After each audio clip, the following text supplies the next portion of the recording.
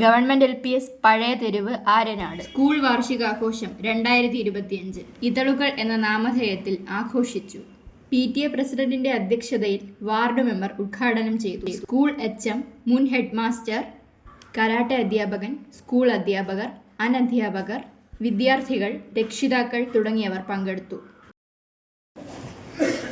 നമ്മുടെ ഉദ്ഘാടന കർമ്മം നിർവഹിക്കാനെത്തിയ വാർഡ് മെമ്പർ ഷീജ അവർ, മറ്റ് സഹപ്രവർത്തകരെ, നമ്മുടെ കരാട്ടെ പരിശീലനത്തിനായി ഇവിടെ സ്കൂളിൽ കുട്ടികളെ കരാട്ടെ പഠിപ്പിക്കുന്ന ബിജു സാർ, മറ്റു അധ്യാപകരെ, സഹപ്രവർത്തകരെ, രക്ഷകർത്താക്കളെ, പ്രിയപ്പെട്ട കുഞ്ഞുങ്ങളെ, ഇന്ന് ആദ്യമായിട്ട് സ്വാഗതം പറയുന്നത് നമ്മുടെ PTA പ്രസിഡൻറ്റിനാണ്. PTA പ്രസിഡൻറ്റിനെ സ്കൂളിൻ്റെ പേരിലുള്ള സ്വാഗതം അറിയിക്കുന്നു.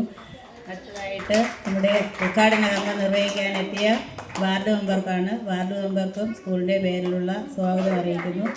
അതുപോലെ മറ്റ് കരാട്ടെ പരിശീലനത്തിനെത്തിയ ബിജു സാറ്, മറ്റ് രക്ഷകർത്താക്കൾ, നമ്മുടെ മുൻ ഹെഡ് മാസ്റ്ററായ ബിജു സാർ ഇവിടെ എത്തിയിട്ടുണ്ട്. ബിജു സാറ്, ബാക്കി എല്ലാ സഹപ്രവർത്തകർ, കുട്ടികൾ എല്ലാവർക്കും സ്വാഗതം അറിയിക്കുന്നു.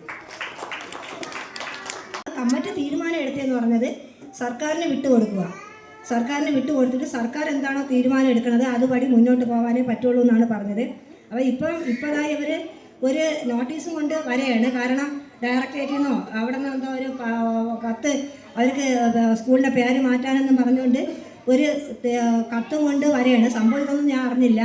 അപ്പോൾ പഞ്ചായത്തിൽ നിന്ന് ഇതുവരെയ്ക്ക് എനിക്കൊരു വാർഡ് മെമ്പർ എന്ന നിലയിൽ എനിക്കൊരറിയിപ്പ് കിട്ടിയിട്ടുമില്ല. കാരണം അവരും ഇതേപോലെ എൻ്റെ അടുത്ത് ഒരു ദിവസം വിളിച്ചിട്ട് സൂചിപ്പിച്ചു. അപ്പം ഞാൻ പറഞ്ഞു, ഞാനല്ല ഇതിന് പേര് മാറ്റുന്നതോ അതിന് നടപടി സ്വീകരിക്കുന്നതോ ഒന്നും എനിക്കിതിൽ യാതൊരു അധികാരവും ഇല്ല.